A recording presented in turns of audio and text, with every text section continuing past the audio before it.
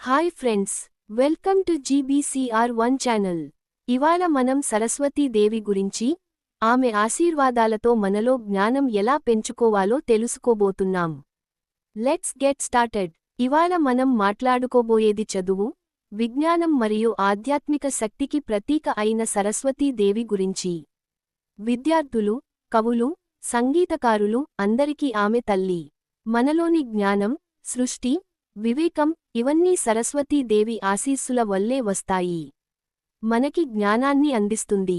మనకి రెండు కళ్ళు ఉంటాయి, అవి ప్రపంచాన్ని చూస్తాయి.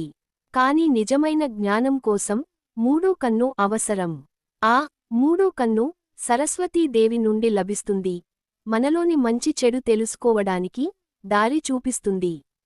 సరస్వతీ దేవి జ్ఞానానికి అధిష్టానము. ఆమెను వాగ్దేవి, భాషాదేవి, భారతి అని కూడా పిలుస్తారు. వీణ, పుస్తకం ఇవే ఆమె ఆభరణాలు. వీణ అంటే సంగీతం, పుస్తకం అంటే జ్ఞానం.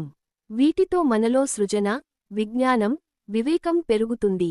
బ్రహ్మదేవుడి 4 ముఖాలు 4 వేదాలకు సంకేతం.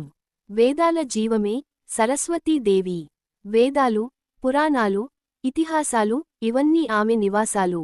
ఆమె వాహనం హంస, తెలివి, వివేకానికి ప్రతీక. విజ్ఞానం పొందాలంటే సరస్వతీ దేవికి భక్తిగా నమస్కరించాలి. సరస్వతి అనే పదానికి ప్రవాహం అని అర్థం. ప్రవాహం అంటే చైతన్యం. మనం చైతన్యంతో ముందుకు సాగాతూ వెళ్ళాలి. నీరు ఏ జీవికి అయినా ప్రాణం కాబట్టి సరస్వతీ దేవి నదీమాతగా కూడా పూజిస్తారు. కలశ పూజలో సరస్వతీ నది పేరును ఉచ్చరిస్తారు. విద్య, సంపద, సద్గుణాలకు ఆమె ఆశీర్వాదం అందిస్తుంది.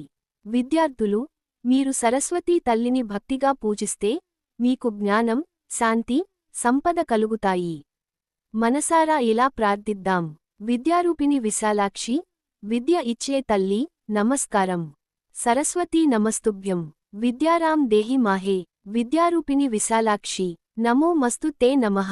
ఇప్పుడు అర్థం తెలుసుకుందామా?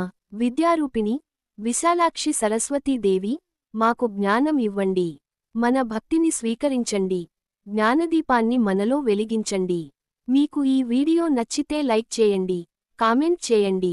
మరియు ఇలాంటి మరిన్ని వీడియోల కోసం GBCR1 ఛానల్ను సబ్స్క్రైబ్ చేయడం